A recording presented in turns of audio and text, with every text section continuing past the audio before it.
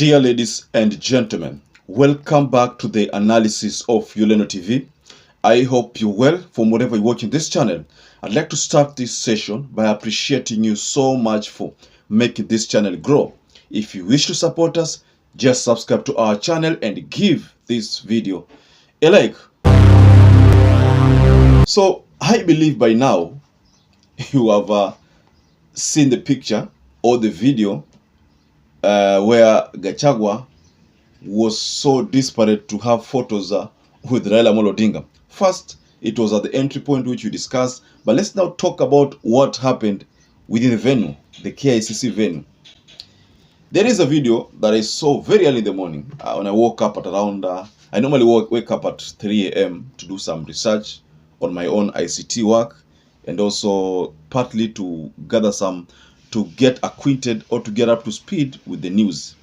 So when I was doing that part of getting up to speed with the news, I came across a video of Gachagua who rose up from where he was seated, went directly past Mudavadi to Raila Amolo Odinga and shook hands.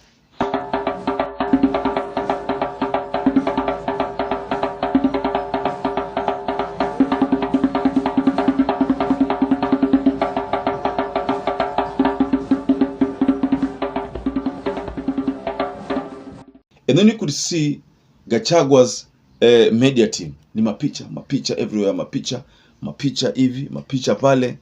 All these, I think Gachagua knew that the only way for him to get attention, world attention, or attention of so many people, was to make that move. So Gachagua made a calculated move of going to Raila Amolo Odinga, taking pictures, videos, greeting him, talking to him, sharing ABCD with him. That was trying to communicate to the world that I don't have any issue with Raila Amolo Odinga. That is what I make of that never-ending greetings. Why did he take that moment to shake hands with probably KICC or Mudavadi? Why couldn't he just go to Mama Suluhu probably and take time with Mama Suluhu, talk to her?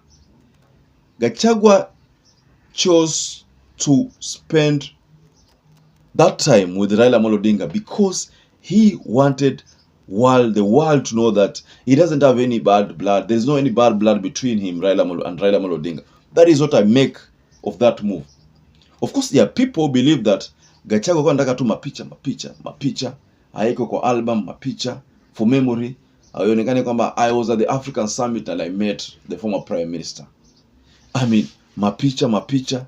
Maybe that is what other people believe, but it's not the fact that I might want to believe that that was the move, but I have a second opinion to that move. And what I have said regarding what message that what message that Gachagua was trying to communicate to the world, that is indeed the point. Gachagua knows it very well that Raila is very much respected in the world. And also, there was allegations which were previously shared that the Ministry of Environmental had denied Raila Amolo Odinga an invitation and accreditation to speak. The statement continues, and I quote, "It must be remembered that the Ministry of Environment refused to accredit Odinga, but the United Nations and the African Union instead remained adamant that the opposition leader must be present at the summit." They had denied him that opportunity. They didn't want him to get invited. Hawakutaka kumpatia nafasi ya kuongea as one of the speakers. They didn't.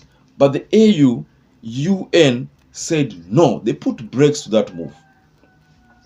They said that Raila is bigger than what people think, So they had to put brakes on that plan, and they officially invited him. Mind you, for those people who have not been following the politics of Kenya, or the politics of the handshake government, or the politics of Raila Amolo Odinga, you should know that Raila Amolo Odinga was the head of the infrastructure department in Africa.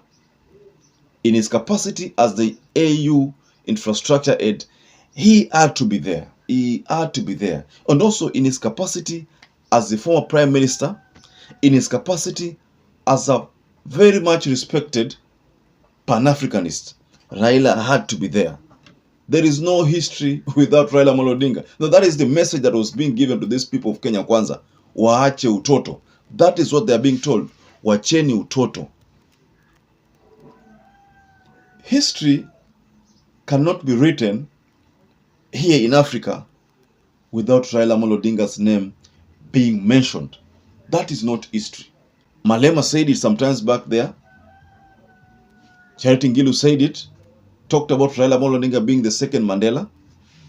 So many people respect Raila Amolo Odinga. So these people of Kenya Kwanza were trying to belittle Raila. Wakajipata kwamba hao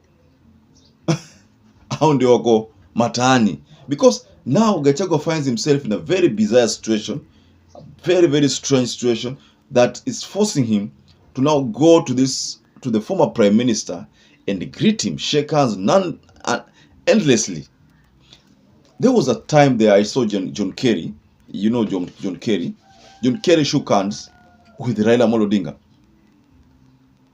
Musa Faki took most of his time with Raila Amolo Odinga. And Musa Faki is someone who is very, very senior in Africa, the AU chair. He took time with Raila Amolo Odinga. I could see Arika also shaking hands with Raila Odinga. So there are so many dignitaries in that attendance who managed to shake hands with Raila Amolo Odinga. So what does that mean? I saw Samson Chiringayo again akisema, Raila ni baba ya nani? I mean, of course, I know it took them by surprise. First, how Raila Amolo Odinga accessed that presidential entry or route, and how he made it at the VIP lounge to mingle with the creme de la creme, shakers and the movers here in Africa. That is what bothers the people in Kenya Kwanza. That's the reality, ladies and gentlemen. There is no other explanation to that. They are being bothered because of the treatment Raila Amolo Odinga received. You see, the same person, Samto Cherengai also, when there was that when Coons paid a Kenya visit and met Raila Amolo Odinga, Cherengai also came out, said, how comes Raila Amolo Odinga anapendelewa namna hiyo? I thought maybe Coons akikuja anakutana na Ruto peke yake, ama akikuja basi kama anataka kukutana na senators, manake yeye ni senator, aje hapa ongea na masenator, senator ongea na senator, bill na kija ongea na rais, lakini senator asije hapa ongea na opposition. That is what Cherengai said sometimes back there. So you see that all these things are just moves meant to belittle Raila, lakini wanashindwa because walishindwa jana. That's why you find that Gachagua alijikuta sasa hapa, the only thing that can left of me is to take this advantage and actually tell the whole world that mimi sina ubaya na Raila. In fact, I'm taking photos, taking videos with Raila. Sina ubaya na Raila. So that was the message that Gachagua wanted to convey to the world.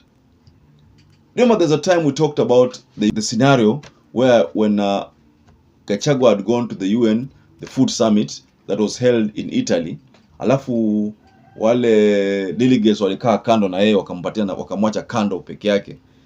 You know, that was another message. So I think what Gachagua is doing here is to clear the air. Watu wasione kwamba yeye ndio mbaya. Yeye si mbaya. According to him, yeye si mbaya. So that's why he had to go for that handshake, forcing an handshake with Raila Amolo Odinga. Ladies and gentlemen, I'd like to rest my case there.